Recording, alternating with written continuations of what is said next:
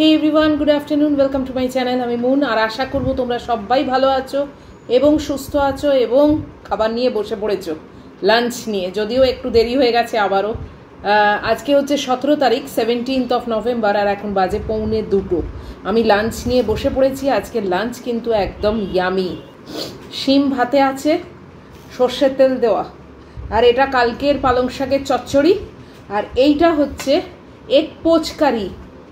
ভীষণ ইয়ামি দেখতে হয়েছে। আমি ওয়েট করতে পারছি না কখন এটা খাবো। পুরো কারিটা করেছি, তার সঙ্গে এগ পোচ আছে, এগ পোচ দিয়েই কারিটা করা, কিন্তু এগ পোচটা ফাটেনি। ফেটে গেলে আর তার মজা থাকে না। যাই হোক, আগে শিম ভাতেটা খাবো। আমার টেবিল কভারটা নেই, টেবিল কভারটা কাচতে দিয়েছি। আরও আছে কিন্তু আর পাতিনি, পাতবো, পাতা হয়নি।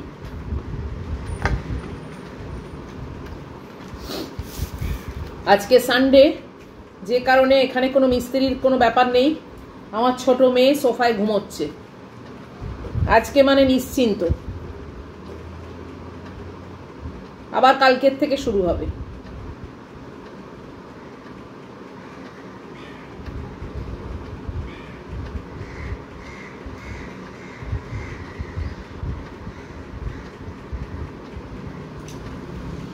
শিম ভাতে তোমরা কারা কারা খাও? আমার তো ভীষণ ভালো লাগে। সর্ষের তেল নুন দিয়ে মেখে জাস্ট অসাধারণ।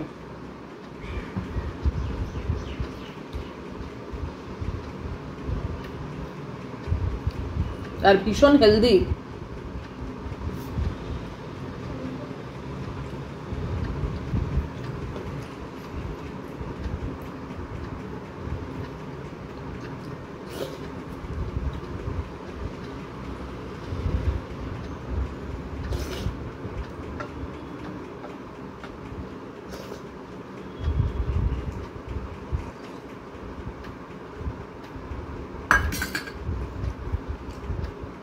শিম ভাতের পর্ব হয়ে গেল।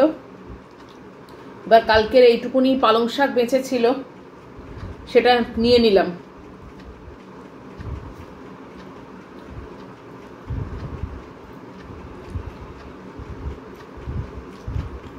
কষ্ট করে তৈরি করা, কষ্ট করার টাকার রোজগারের টাকার সবজি কখনো নষ্ট করা উচিত না, জানো তো। আমার মা, আমার দিদু, এরা সবাই একটা কথা খুব বলতো, অপচ করো না, অভাব হবে না। কখনো অপচ করবে না, নষ্ট করবে না, তাহলে দেখবে তোমার অভাবও কখনো হবে না। সে 100 টাকা থাকুক, আর 1 লাখ টাকা থাকুক, আর 1 কোটি থাকুক, কখনো নষ্ট করতে নেই।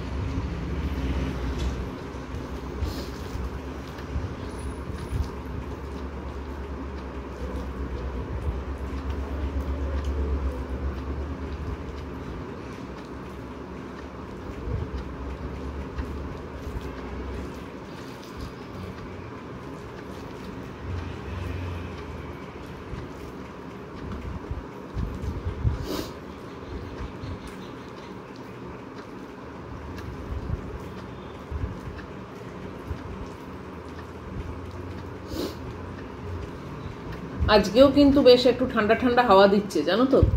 এই করে করে এবার শীত পড়বে।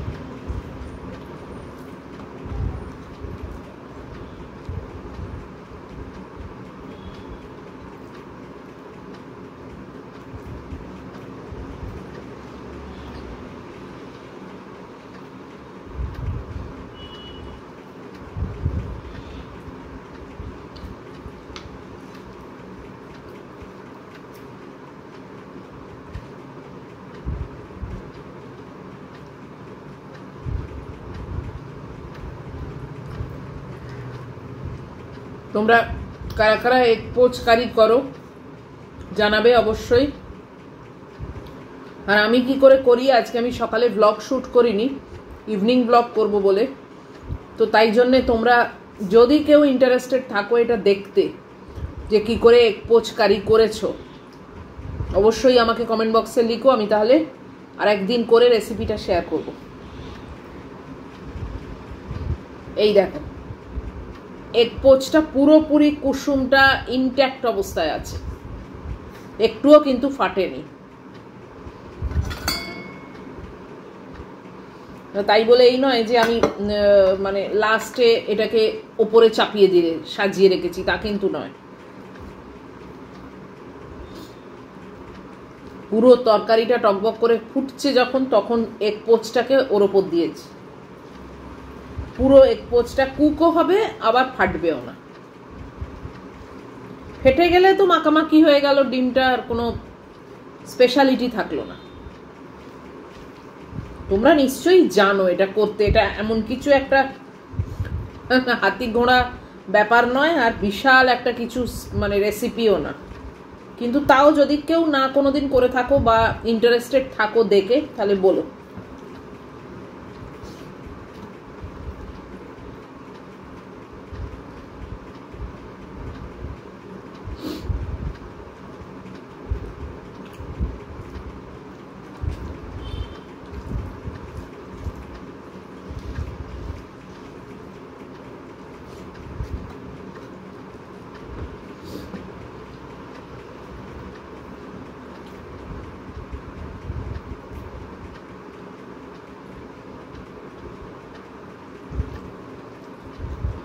এখন কুসুমটা ফাটালাম।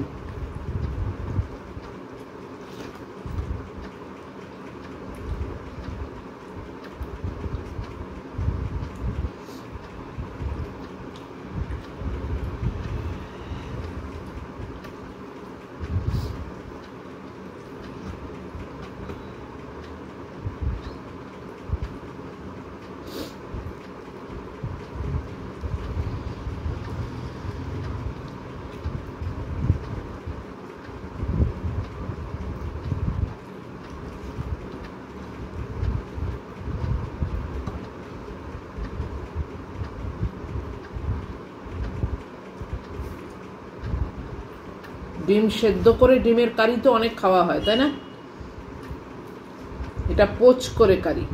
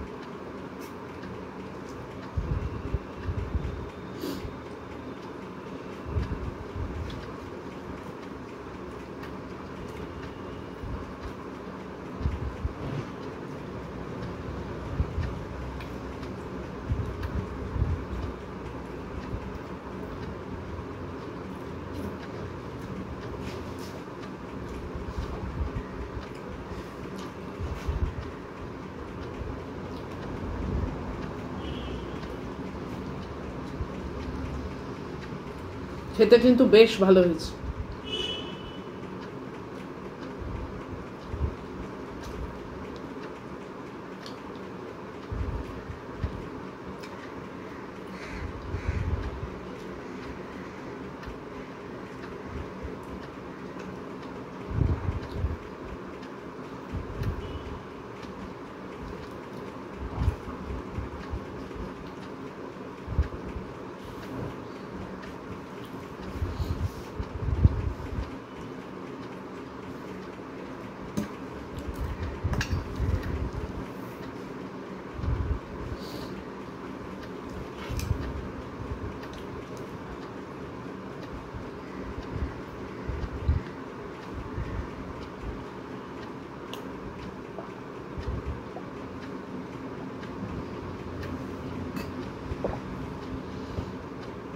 ভালো খেলাম, খাওয়া শেষ, ভিডিও শেষ।